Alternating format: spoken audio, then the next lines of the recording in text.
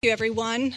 It is my distinct pleasure to introduce to you my former boss, Senator Bernie Sanders. Senator Sanders is serving his second term in the U.S. Senate after winning re-election in 2012 with 71% of the vote. His previous 16 years in the House of Representatives make him the longest-serving independent member of Congress in American history. Throughout his career, he has focused on the shrinking American middle class and the growing income and wealth gaps in the United States. As chairman of the Senate Committee on Veterans Affairs, Senator Sanders in 2014 passed legislation reforming the VA healthcare system. Today, he serves on the Veterans Committee and was tapped by Senate leadership to be the ranking member of the Senate Budget Committee. He also serves on the Environment and Public Works Committee, where he has focused on global warming and rebuilding our nation's crumbling infrastructure. He's a member of the Energy and Natural Resources Committee, where he has championed efforts to transform the energy system from fossil fuels to renewable power sources like solar and wind.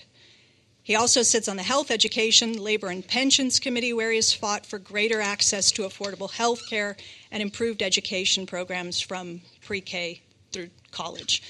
Please join me in welcoming Senator Bernie Sanders.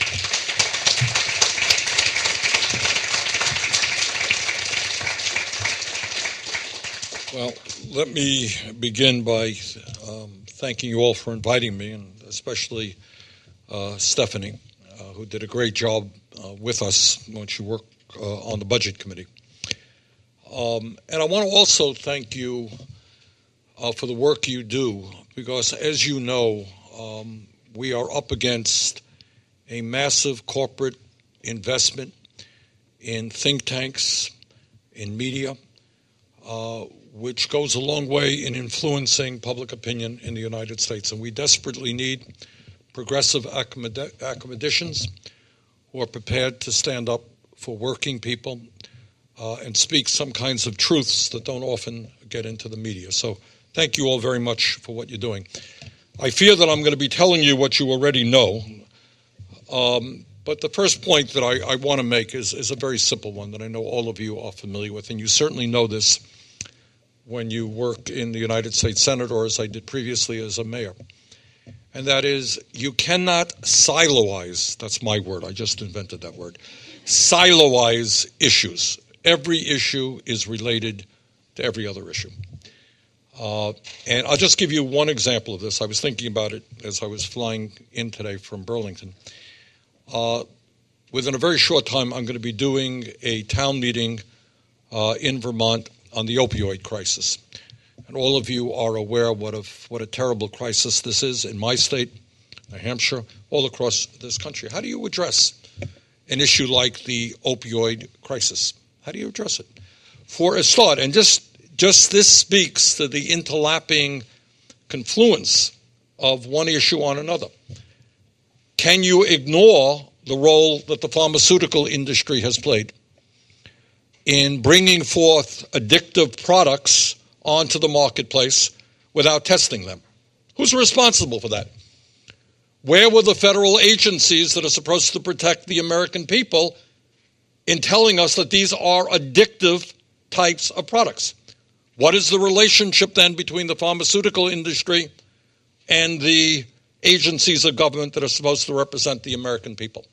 And the answer, obviously, as I trust all of you know, that the pharmaceutical industry in this country is capable of doing anything that it wants, and in this case, being responsible for the deaths of God knows how many thousands of people. Where was the medical profession? Were they too busy, some doctors too busy going on trips to Florida sponsored by the pharmaceutical industry to say, excuse me, where have you tested this drug? They were also complicit in the problem. And all of you know, a guy in my office was telling me he had a tooth pulled. And there was a dentist who was giving out all of the painkillers, like they were candy. Where was the medical and dental profession? How does the opioid epidemic, what is its relationship to the fact that the working class of this country is being decimated? That we have millions of people in America work longer hours for low wages, who are frightened to death about what is going to happen to their kids. I was in West Virginia a couple of months ago. There are articles in West Virginia where the funeral parlors cannot even keep up with the overdose deaths that they are seeing in that state. So how does the opioid epidemic relate to the fact that we have a shrinking middle class, that there are parts of this country where people are economically going nowhere in a hurry, where there is massive despair? How does that relate to the fact that for millions of people, really rather an incredible statement, life expectancy, do you all know that, is going down? Do you know that? For millions of people, life expectancy is actually going down. How does that happen? Is it a fact? Perhaps, and I think it is, that so many people see nothing in front of them for their own lives or for their children's lives, that getting high on heroin is for them something positive? Can we deal effectively with the drug epidemic without giving hope to people that their lives and their kids' lives are going to be better? And then, on top of all that, just dealing with one problem, you have a so-called healthcare system, not really a system, which leads tens and tens of millions of people without any health insurance, and many more who are underinsured. And then you have a criminal justice system which says that if you are an addict, I'm going to arrest you and throw you into jail. And there's virtually no state, Vermont is doing better than most states, but no state which really has the capability now of providing the treatment that people need. So you got criminal justice, you got a economy which is a disaster for working people, you got lack of treatment for people who need it, you got a pharmaceutical industry pushing a product which kills people, a medical community which is not standing up to them, and a government agencies which caved in. That's just one issue, and that is the interrelatedness of one thing with another thing and with another thing. That applies in virtually every area that we are talking about. And obviously, as I think all of you know, I believe that there is a direct correlation between the role that economics plays in both domestic policy and global affairs, and that we got to get a handle on those issues, the interrelatedness of those issues, to develop a more progressive American foreign policy and for shaping a future in which we do not continue to see endless war and war and war. As we meet here in Congress, just another example, the Senate right now, and the House will pass it this week, is debating taxes. And again, the issue here is not a complicated issue because many of my Republican colleagues have already told you what this issue is about. The chief economic advisor to the president, Gary Cohn, formerly of Goldman Sachs, when talking about the Republican plan, he said, and I quote, "The most excited group out there are big CEOs about our tax plan." Well, thank you, Mr. Cohn, for being honest. And then we have a Republican congressman from New York State, Chris Collins, who says, and he says, "My donors are basically saying, get it done or don't ever call me again," end of quote. In other words, what everybody knows, this tax bill has nothing to do with improving lives for the middle class, nothing to do with addressing the crisis of poverty, nothing to do with stimulating the economy and creating decent paying jobs. The billionaire class, led by the Koch brothers and a handful of others, have contributed hundreds and hundreds of millions of dollars, many hundreds of millions of dollars over the years to the Republican Party. And now they are telling their employees to do what they paid them to do, and that is to give them massive tax relief. And again, I don't have to go through the details here.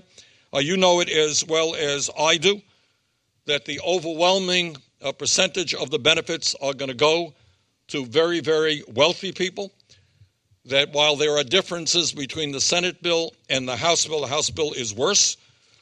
There will be tens of millions of families in this country, middle-class families, that will actually end up paying more in taxes at the end of a 10-year period.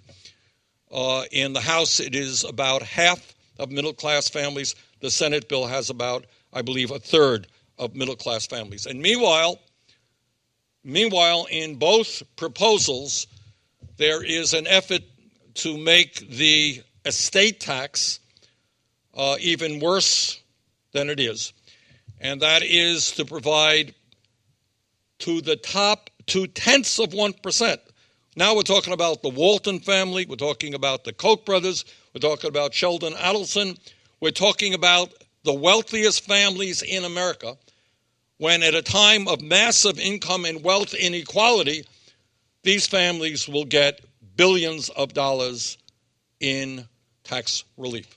If the House plan goes forward, which would be repeal of the estate tax at the end of, I believe, 6 years, that would give the Walton family up to $50 billion in tax relief. The Koch brother families, up to $30 billion in tax relief at a time when we have people in America going hungry, when we have hundreds of thousands of kids who cannot afford to go to college, etc., etc. Massive income and wealth inequality, and the Republican solution is to give incredibly large tax breaks to billionaires, all under the phony theory of trickle-down economics. That somehow if you give tax breaks to billionaires and large corporations, this money is going to create new jobs and lead to economic growth. It's a theory that I think no sensible economist believes in, and it's absolutely imperative that you and your fellow economists stand up and fight. Now, in the midst of all of this, in the midst of the Republican effort to give tax breaks to billionaires, we are looking at a moment in history. And again, this does not get the discussion that it needs, and I know Stephanie at Stony Brook is going to be working on this issue, and I hope all of you will. We have got to bring out on the table what income and wealth inequality means to this country, not vague terms. As a nation, are we satisfied with the reality that today the top 0.1%, not 1%, 0.1% owns almost as much wealth as the bottom 90%? Are we satisfied that in the last 4 decades there has been a massive shift of wealth from the middle class to the top 1%? Are we satisfied? And nobody talks about this. You have to talk about it. Are we satisfied that in America today, the 3 wealthiest people in this country, Bill Gates, Jeff Bezos, and Warren Buffett, now own more wealth than the bottom half of America, that is 160 million people? Is that what America is supposed to be about? 3 people owning more wealth than the bottom half of the American people. Now, you're probably not going to read about that in the Washington Post, owned by Mr. Bezos, etc., etc. But that is the story. That is what's going on. And as all of you know, there is a direct relationship between wealth and political power, because these guys use their money to gain political power, and especially true since Citizens United. And on top of all of that, we have a very important document released recently called the Paradise Papers, released by a group of investigative journalists, and they gave us some 13 million files. And these documents kind of describe in detail just how bad the situation is. And they tell us how political leaders, not just in the United States but around the world, billionaires, multinational corporations, Wall Street, and other wealthy and powerful people are becoming far wealthier by shifting their profits offshore to avoid paying taxes at the same time that ordinary Americans are struggling to put food on the table, to pay for health care, etc. Now, what I always find amusing about this is that all of these guys, and the papers mention that among the who's who of people who use these tax havens are major Republican donors, casino moguls, Wall Street investors, oil tycoons, and hedge fund managers, including billionaires like the Koch brothers, Sheldon Adelson, Carl Icahn, and Robert Mercer. They also include, as you know, major financial institutions such as our good friends at Wells Fargo, Citigroup, and Bank of America, and major corporations like Apple, Nike, and ExxonMobil. But closer to home, you got people in Trump's own administration who were named in these papers, people like Tillerson, Wilbur Ross, Gary Cohn, and Steve Mnuchin, among others. Now, what is interesting to me is all of these people, no doubt, and all these corporations are very patriotic. Very patriotic. They love veterans, without exception, and they want to see a strong defense, and they want the infrastructure to be rebuilt, and they think America should have a well-educated population. The only problem is they want you to pay for that, not them. They're so patriotic that they're putting their money in tax-exempt countries around the world to avoid paying taxes to America. Let us remember that during the 2016 campaign, Donald Trump basically boasted that for many years he avoided paying his fair share of taxes. When he was accused of that, he said, "That makes me smart." He didn't deny it. He was proud of it. So this is what oligarchy is about. That's another term I think we should begin using a little bit more than we have in the past. And what oligarchy is about, not just in the United States, but around the world, is when you have a small number of very, very wealthy people who not only control the economies of their country, but control the political life of their nation as well. Today, the top in the world, forget the United States for a moment, think about what's going on around the world. Today, the top 1% in this world now owns more wealth than the bottom 99%. We have 6 individuals in the world that now own more wealth than the bottom 3.7 billion people. And it is important to understand that the way that oligarchy, political corruption, and authoritarianism work is they go hand in hand. Around the world, we have witnessed the rise of authoritarian demagogues who, once in power, use their positions to loot the resources of their states. These kleptocrats like Putin and his cronies in Russia use divisiveness as a tool for enriching themselves and those loyal to them.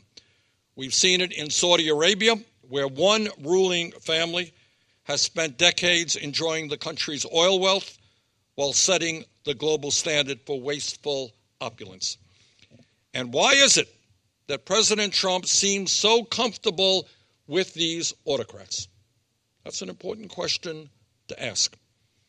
I know that many Americans scratch their heads trying to figure out why Trump has such an affinity for President Putin, a man who has severely repressed democracy in his own country, spent the last number of years trying to destabilize democracy, not just in the United States. And we have to tell President Trump that we understand that Putin told him that he had nothing to do with it. I guess that whole debate is over now. What more do we have to know than Putin told Trump that he had nothing to do with trying to undermine the elections here in the United States? And how incredible it is that we have a president who says, yeah, that's what he said, and I guess I believe him. Doesn't believe his own intelligence agencies, doesn't believe virtually every member of the United States Congress, but he believes Mr. Putin. But it's not just Putin. Why does Trump have such kind words for President Duterte of the Philippines, who is seriously undermining civil rights and civil liberties in his own country? Back in April, we saw Trump sending congratulations to Turkish President Erdogan for his victory in a referendum that would vastly expand his power and further weaken Turkey's democracy. Just a few days ago, as all of you are aware, after dozens of members of the Saudi royal family were arrested in the Saudi crown prince's effort to consolidate power to himself. Now get this, you got an authoritarian country to begin with. You got a new guy coming in who starts arresting people right and left. And Trump's tweet says, quote, "I have great confidence in King Salman and the Crown Prince of Saudi Arabia. They know exactly what they are doing," end of quote. Well, I'm sure that they do know what they are doing. But should the President of the United States be congratulating the leader of an authoritarian country for going beyond where they have been in recent years and actually arresting other people in his own government? And on it goes. So, where are we? Where do we go from here? There is some very good news. I know I've given you some bad news, but let me cheer you up a little bit. And that is not just the elections of Tuesday that showed clearly that we had a referendum on Donald Trump, and Donald Trump lost big time. But it's not just the victories in gubernatorial races in New Jersey and in Virginia. Those are important. But there's something else that I think has not been picked up by mainstream media yet, which is more important. And that is all over this country, what we are now seeing is working people and young people, often people for the first time running for office, whether that office is school board, whether it's city clerk, whether it is city council, whether it is state representative. And I can tell you, because I know this from an organization that was created after my presidential campaign called Our Revolution. They just in Virginia ran 6 candidates, I believe all of them first-time candidates.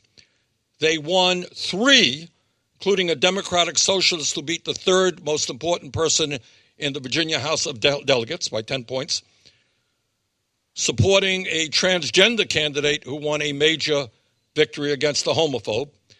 But it wasn't only, they won 3, lost 2, and 1 is in a recount. And these are all new voices, people who are just starting to get involved in the political process. Massachusetts, dozens of young people started running for office and winning on progressive tickets all over America. That is happening.